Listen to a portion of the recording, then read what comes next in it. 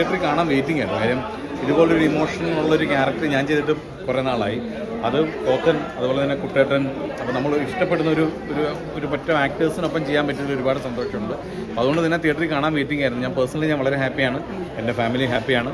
ഇതെല്ലാം സിനിമ കാണുമ്പോഴും ഫാമിലി ഞാൻ ഹാപ്പി അല്ലെന്ന് ചോദിച്ചാൽ ആണ്. പക്ഷേ ചില സിനിമകൾ കാണുമ്പോൾ നമുക്ക് ഒരു ആക്ടർ എന്നുള്ള രീതിയിലുപരി ഒരു പ്രേക്ഷകൻ എന്നുള്ള രീതിയിൽ നമുക്ക് കുക്ക് ചെയ്യുന്ന ചില സിനിമകളുണ്ടാവും.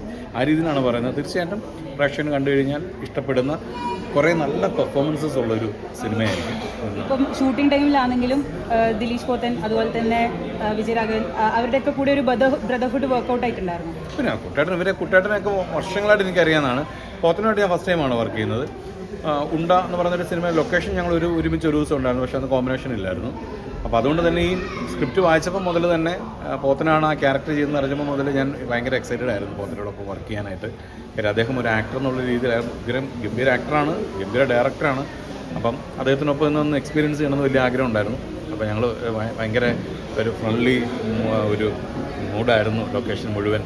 ഓരോ സീൻ വരുമ്പോഴും ഡയറക്ടർ നമുക്കൊരു ഫ്രീഡം തന്നിട്ടുണ്ടായിരുന്നു. നമ്മൾ ഡിസ്കസ് ചെയ്ത് അതെന്താണ് അത് ഗംഭീരമാക്കാനായിട്ടൊക്കെ ഉള്ളത്.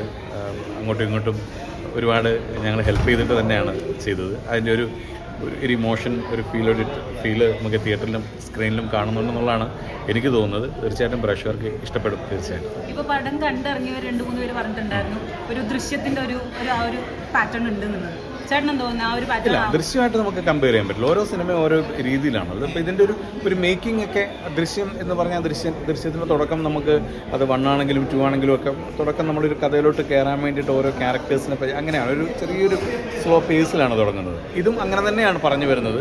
ക്യാരക്ടേഴ്സിന് ഇമോഷൻസൊക്കെ വരാൻ വേണ്ടിയിട്ട് കുറച്ച് സമയം എടുക്കുന്നുണ്ട്. അതുകൊണ്ടായിരിക്കും അങ്ങനെ പറഞ്ഞത്. എൻ്റെർലി ഡിഫറൻ്റ് ആണ്. കഥയും പരിസരങ്ങളും എല്ലാം എൻ്റെർലി ഡിഫറൻ്റ് ആണ്. അപ്പോൾ എനിക്കങ്ങനെ പേഴ്സണലി തോന്നിയിട്ടില്ല. Okay, thank you so much.